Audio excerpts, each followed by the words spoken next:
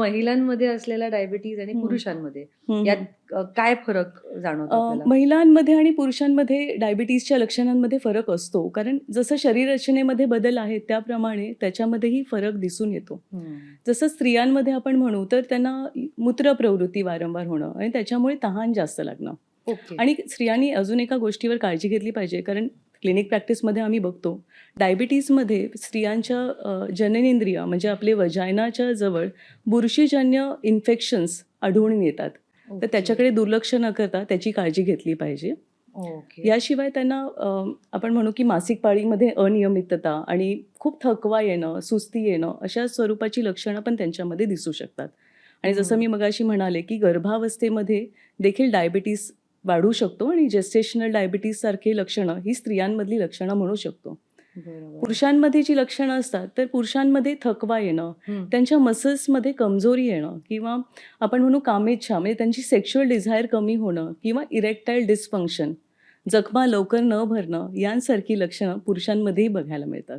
Okay. त्यामुळे वेळीच त्याची काळजी घेतली पाहिजे आणि डायबिटीजला एवढं तरी वाढून द्यायला नाही पाहिजे की एवढे तुम्हाला त्रास होते. हां, म्हणजे अगदी हं. शेवटपर्यंत वाढ न येस, बघता येस. म्हणजे सुरुवातीला जेव्हा वेळोवेळी त्याच्या लक्षणं तपासण्या करणं यामुळे आपण त्याला नक्कीच नियंत्रणामध्ये ठेवू शकतो. नक्कीच. डायबिटीज टाळण्यासाठी दैनंदिन आयुष्यात स्त्रियांनी कोणत्या गोष्टींकडे लक्ष दिलं पाहिजे? डायबिटीज हा आजार आहे तो जीवनशैलीमुळे होणारा आजार आहे. ओके. त्यामुळे जीवनशैलीमध्ये बोलायचं म्हटलं तर सर्वात महत्त्वाचा आपला आहार असतो. आम्ही आयुर्वेदामध्ये आहाराला औषध मानतो. तर सर्वात महत्त्वाचा मुद्दा मी म्हणेन की आपला आहार हा समतोल असला पाहिजे.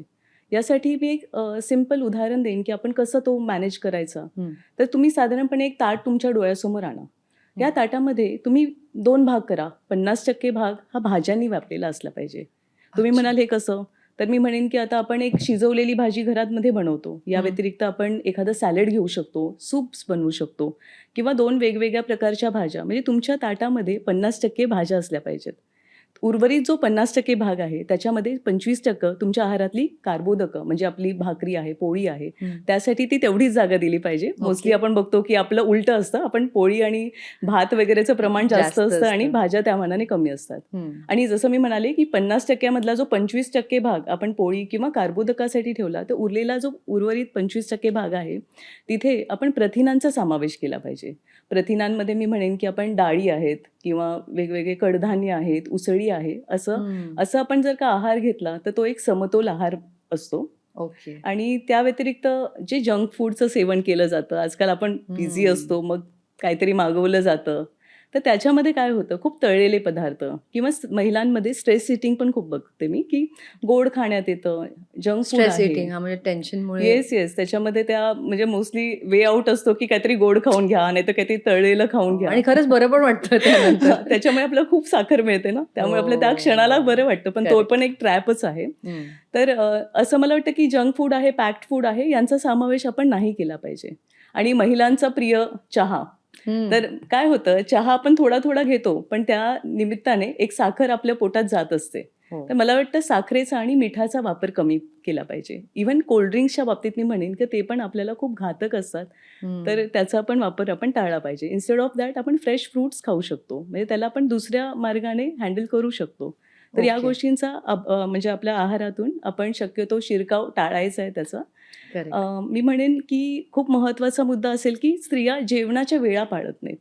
बऱ्याचदा मी नाही बाबा हे सगळे घरी आले की मग मी जेवणार आहे किंवा सगळ्यांचं झाल्यावर मग शेवटी स्त्री जेवते.